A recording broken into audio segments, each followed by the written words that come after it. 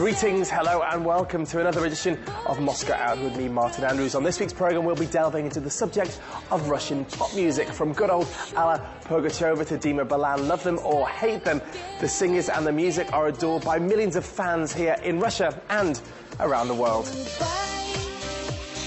And if you don't know any Russian songs or famous singers, you will after today's programme.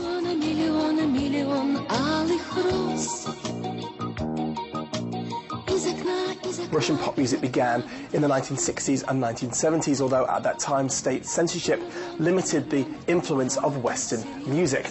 And early Russian pop music has a very different form to, say, the Beatles, for example, as it's deeply rooted by Russian folklore and melodies, and nearly a generation of MTV has failed to diminish the Russian love for these songs. Benvenuto, meaning welcome in Italian, is a chain of restaurants in the Russian capital, offering delicious cuisine for a reasonable price. Sometimes Benvenuto organises various special events and menus. The Parade of Mussels, for example, has become one of the latest highlights, with salads, soups and other dishes with the seafood being cooked according to traditional Italian recipes. And next, we have a new and exciting cocktail recipe for you. Bartender Marian Birker, who guest starred at Moscow City Space Bar, 140 metres above the ground, showed us how to create a traditional cocktail with a twist. In Moscow, we're gonna make the whole drink based on whiskey, Scotch whiskey. Yeah? In this case, will be Johnny Walker. This cocktail called Blue Blazer was originally made by Jerry Thomas, 1865. With a little twist, the little twist will be the smoke from the apple wood and reheated with the lava stone. The cocktail is made of a large measure of whiskey, hot water and honey, which was traditionally used for this drink, as at the time it was invented there was no sugar available. Marian also adds a touch of lemon, spices, and now the unusual key touch. The perfect way to warm up after a brisk walk in the cool, crisp April air.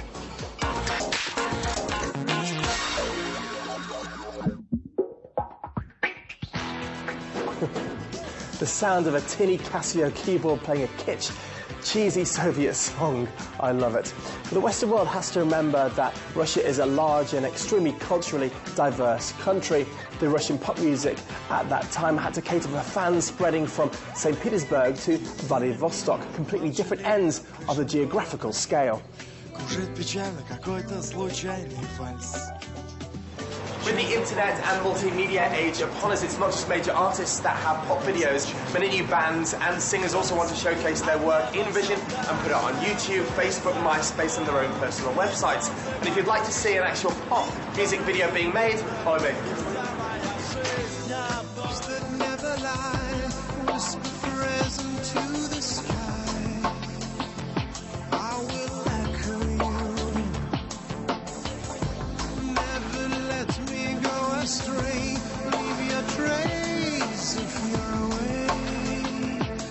A group of pretty dancers there. A pop music video may only last a few minutes, but some can take days to film, and the costs can be extortionate.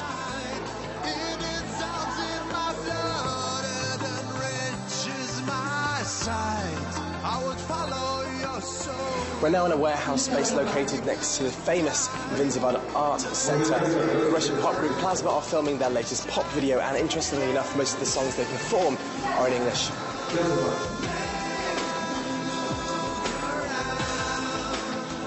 And the standard of pop music videos in Russia is really the same as in the West now. It doesn't all look like some 80s misty, cheesy looking chroma key video. If you just watch any Russian music channel, they all really look like MTV Europe or America. The music industry is extremely important to many people, and it's a huge industry. Take today, for example, I'm sure I've counted about 80 different people working here on the shoot. Directors, assistants, cameramen, electricians, stylists, dancers, you name it. Back to the group in question, let's find out more about their music. The fact that guys like us sing in the English language in Russia is absolutely normal. Actually, many other Russian singers have followed our example and started recording songs in English too.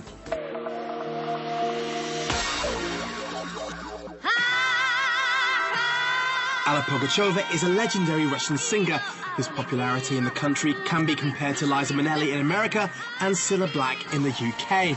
The singer has been performing on stage since the 1960s and has released dozens of albums. Alla has also won numerous prizes with top state awards and medals among them. And the singer's birthday is in April, which is always marked with large concerts and congratulations from the country's president. Tatu is a Russian band who introduced their native country's pop music to the world. The project was launched in 1999 with its two lead singers, girls named Yulia and Lena, highlighting the controversial relationship between them in their songs on and off stage.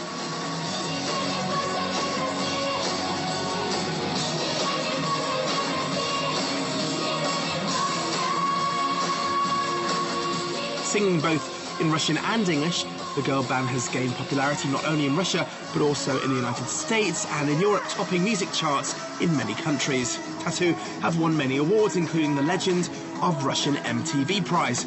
But now little can be heard of the band, with some sources saying the girls are currently working on their solo careers.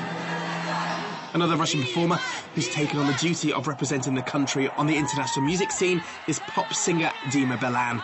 While Tatu, at the peak of their popularity, came only third at Eurovision one year, it was Dima Bilan who won the contest in 2008 with his hit song, Believe.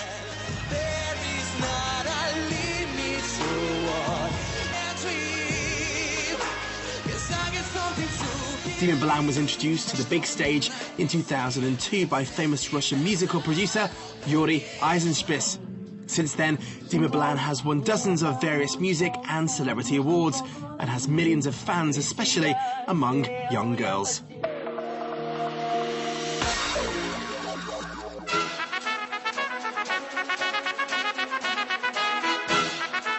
And if you want to follow the history of Russian popular music, this is the place to come.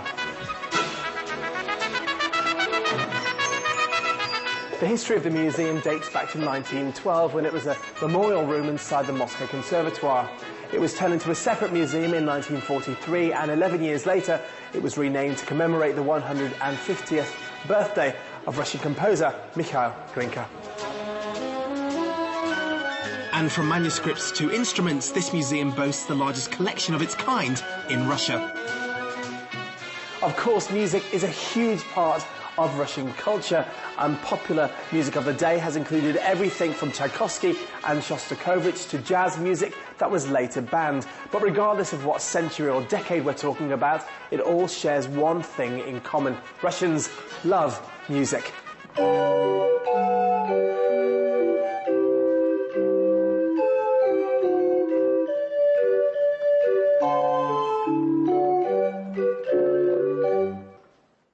So, what has music from, say, 50 or 100 years ago got to do with Russian chart music today? Well, the answer is, in fact, a lot. The instruments and percussion used, the melodies, the ethnic sounds, the chord patterns, tempos, etc.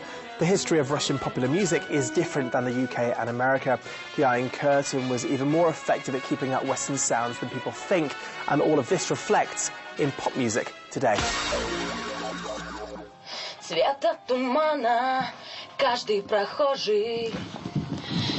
There are many music listings in Russia. In fact, almost every music TV channel, radio station or magazine have their own charts. Most include Western English-speaking music, but there are some radio stations whose policy is to broadcast songs only in Russian.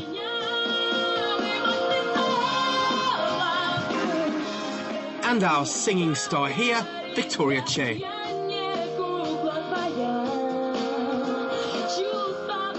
Well, the facilities here are excellent, and it's overwhelming looking at this desk here, what all these buttons and dials actually do. And when recording a song, it's not as easy as just singing over a backing track and hey presto, it's in the can, that's for sure.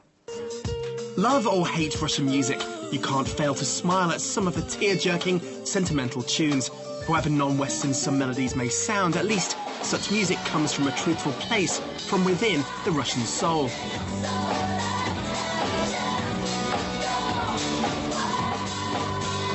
I think Russian music is something to be cherished. It's a reflection of the country's spirit and rich traditions. When I'm down and feeling blue, I close my eyes so I can be... There you are. Well, when in Rome. That's all from me and this week's musical Moscow Out. I'll see you again at the same time next week for more cultural adventures from the Russian capital. Until then, from me and the rest of the team, bye-bye for now. Oh, baby, be strong for me. Baby, belong to me.